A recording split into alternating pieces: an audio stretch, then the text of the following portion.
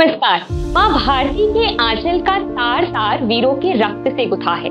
कारगिल विजय भी भारतीय सेना के नायकों के शौर्य से अनुप्राणित है। ऐसे ही कारगिल के एक अप्रतिम योद्धा कैप्टन योगेंद्र सिंह यादव हमारे साथ है। बेहद कम उम्र में कारगिल की चोटियों पर दुश्मनों से लोहा लेते हुए घायल होने के बाद भी जिजीविषा का परिचय देने वाले सूबेदार मेजर और कैप्टन योगेंद्र सिंह यादव बेहद कम उम्र के परमवीर चक्र विजेता। सर, आपका बहुत बहुत स्वागत है। सर, कारगिल की जब हम बात करते हैं, कारगिल की गौरव गाथा की बात करते हैं, तो आप उसके उज्जवल हस्ताक्षर हैं। मैं आज आपको अतीत के उस 19 वर्षीय योगेंद्र यादव के पास ले जाना चाहती हूँ कि आप उनकी कहानी बता सकते हैं। आज से 26 साल पहले ये योगेंद्र यादव 19 वर्ष का ही था और जो उन दुर्गम पहाड़ियों पर जहाँ पर जीवन यापन करना बड़ा मुश्किल था, 13,000 से 18,000 फीट ऊंची पहाड़ियाँ, ऑक्सीजन नहीं, निर्जन और पथरी रातें, जहाँ तक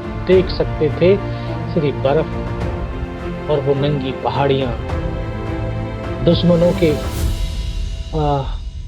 वो बंकर्स, वो डिप्लॉयमेंट, ऊपर से बरसते हुए गोले, चेहरे से टपकता हुआ खून, लेकिन न खून की परवाह करी न गोलों की परवाह करी। और हिंदुस्तान के ये सैनिक कंधे से कंधा और कदम से कदम मिलाकर के उन पहाड़ियों पर चढ़ते रहे, लड़ते रहे, संघर्ष करते रहे।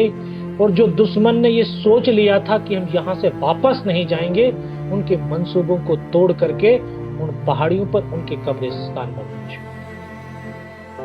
मुझे वो पल आज भी याद आते हैं जब मेरी बटालियन 18 ग्रेनेडियर पहले द्रास सेक्टर में तोलोलिंग पहाड़ी पर निर्णायक युद्ध लड़ रहे। ये वो पहाड़ी है जो national highway Srinagar to Leh से बिल्कुल सटी हुई। उस पहाड़ी पर 22 दिन हमने युद्ध लड़ा और 22 दिन में 2 ऑफिसर, 2 जूनियर कमीशन ऑफिसर और 21 जवानों को खोया।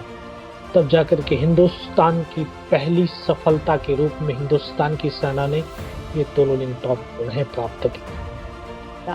सर, ऐसा क्या था कि आपको गोली लगी, आप घायल हुए, लेकिन उसके बावजूद भी आपने बंकरों को नष्ट किया, दुश्मनों को तबाह कर दिया? अगर वो कहानी आप बताएं। हाँ बिल्कुल। जब मैं देख रहा था कि एक एक करके जब मेरे साथी शहीद होते चले गए, वो पल तो मैं नहीं भूल पाऊंगा कि मैं सर से लेकर के पैर तक लहूलुहान था, नाक से खून की धाराएं बह रही थी। मेरा साथी मुझे फर्स्ट एड करने के लिए ऐसे फील्ड पट्टी पॉलिथीन फाड़ने के लिए, उसका हाथ यहाँ तक गया था, उसको यहाँ पे गोली लगती है और उसका पूरा सर इधर से निकलता, पीछे की तरफ से लेटते जब जा रहे थे, मैं उनका ऐसे हाथ पकड़ा, सर क्या हुआ, लेकिन एक शब्द तक नहीं गया। वैसे बगल में बैठा मेरा ट्रेनिंग का साथी था, रूममेट था, मैं उसको बोला, अनंतराम सर को तो गोली लगी है। क्या?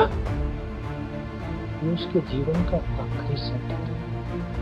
उसको सीने में गोलियां लगती, पेटों से खून की थोड़े से छूटती, मेरी को कैसे वेट किया। पाकिस्तान के जवान, हमारे जवानों की बॉडियों में गोलियां मार रही, बॉडियां ऐसे उछल रही हैं। उसने जब सामने वालों को मारा, उसकी बॉडी उछली, बगल वाले को मारा। मैं भी इस तरह से पड़ा था, उसने फर्स्ट में यहाँ पे गोली मारी। मैं देख रहा हूँ कि धुआं निकल रहा है, पैर में गोली मारी, यहाँ से भी धुआं निकल रहा है। बस उस समय उनको यकीन हो गया कि इनमें से कोई जिंदा ही नहीं। फिर तो उन्होंने अमानवीय क्रूरताओं के तांडव शुरू कर दिए। हमारे जवानों की बॉडियों में पत्थर मारने लगे ताकि ये बॉडी छत विछत हो जाए, कोई पहचान ना पाए।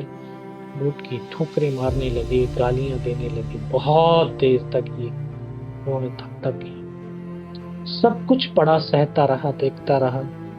काफी देर के बाद फिर उनका कमांडर सैनिकों को आदेश देता है कि इनके तो हथियार उठा लो, नीचे जो हिंदुस्तान का पोस्ट है उसके ऊपर भी हमला करना। वो हमले वाली बात जब मेरे कानों तक पड़ी, तब मुझे लगा आज तो पूरी टीम खत्म हो जाए। तब ऊपर वाले से एक ही अरदास, एक ही प्रार्थना करी कि मुझे सिर्फ इतने जिंदा रख दे तो मैं अपने साथियों तक सोचना दे सकूं। पाकिस्तान के जवान दोबारा से हमारे शरीरों में गोलियां मारने लगे, हथियार उठाने लगे।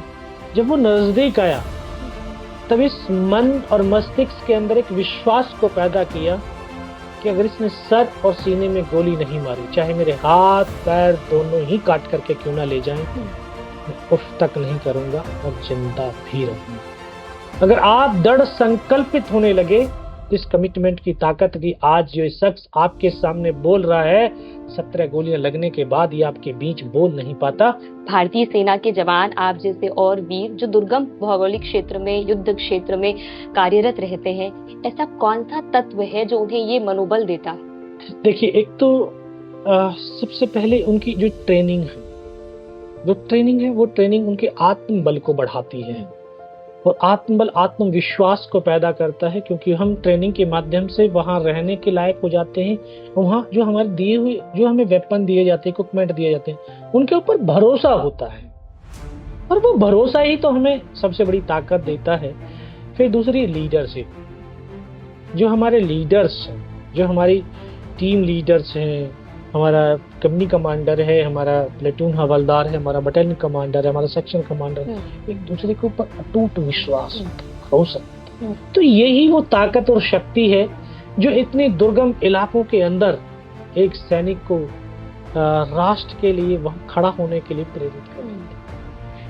सर, और आप फौज में आत्मीयता की बात करते हैं, आपने अभी भी बताया कि परस्पर विश्वास होता है, स्नेह और सम्मान होता है। कुछ अपने साथियों की ऐसी बातें आप साझा करना चाहेंगे हमारे साथ, कुछ ऐसा जो आपको छू जाता है, अभी भी आप याद करते हैं तो भावुक हो जाते हैं?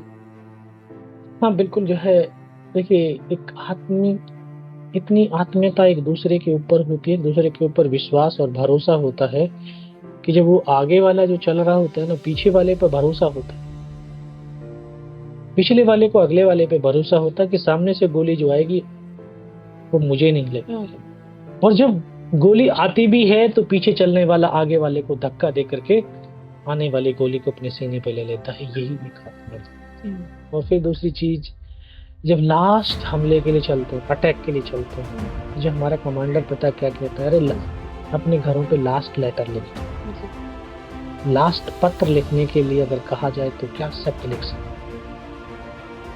लेकिन फिर भी सैनिक लिखता है और यही वर्ड लिख पाता होगा जो शायद हमने लिखा है कि हम ठीक हैं, आप अपना ध्यान रखें। दूसरा, जब हम चलते हैं ना, आपस में जा रहे होते, वो तो लेटर में लिख दिए सब, जबकि पता है 200 मीटर के बाद उसकी मृत्यु है, लेकिन चेहरे पर डर की शिकस्त नहीं होती।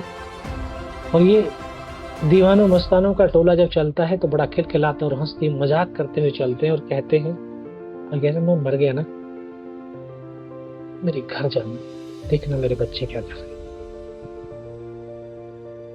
सर, आज इतनी सुदीर्घ यात्रा के बाद, एक गौरवमयी सेना में यात्रा के बाद आप जब सेवानिवृत्त होते हैं तब भी आप सक्रिय रहते हैं, आप रुकते नहीं हैं, आप थमते नहीं हैं, आप युवाओं के बीच जाते हैं, सेमिनार्स लेते हैं, व्याख्यान देते हैं और उन्हें जीवन के कुछ गुर सिखाते हैं।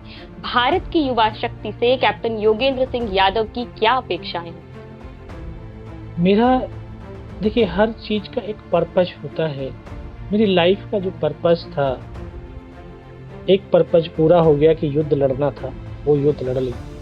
अब ये सेकंड लाइफ है मेरी, तो इस लाइफ का भी मेरा पर्पज है कि जब तक इस शरीर के अंदर सांस चलेगी तब तक युवाओं के साथ संवाद करूंगा, सेमिनार करूंगा, उनके विचारों को बदलने की कोशिश करूंगा, उनसे ये कहने की कोशिश करूंगा, उनको समझाने की और बताने की कोशिश करूंगा, जो आज आप अपने जीवन के रोल मॉडल चुन रहे हो, वो तुम्हारे रोल मॉडल नहीं है। रोल मॉडल है वो 21 साल का लड़का जो 1971 में टैंक से टैंक की लड़ाई लड़ता है, वो सेकंड लेफ्टिनेंट अरुण क्षेत्रपाल।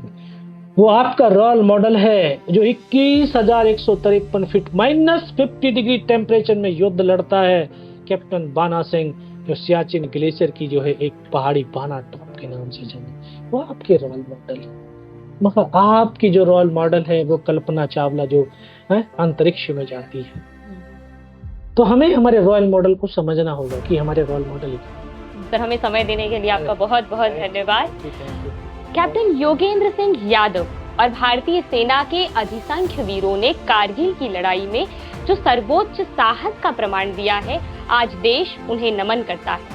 मुझे माखनलाल चतुर्वेदी की पंक्तियां याद आती है कि मुझे तोड़ लेना वनमाली, उस पथ पर तुम देना फेंक, मातृभूमि पर शीश चढ़ाने, जिस पथ जाएं वीर अनेक। देश भारतीय सेना के नायकों के प्रति चिर कृतज्ञ रहेगा, चिर कृतज्ञ रहेगा। धन्यवाद।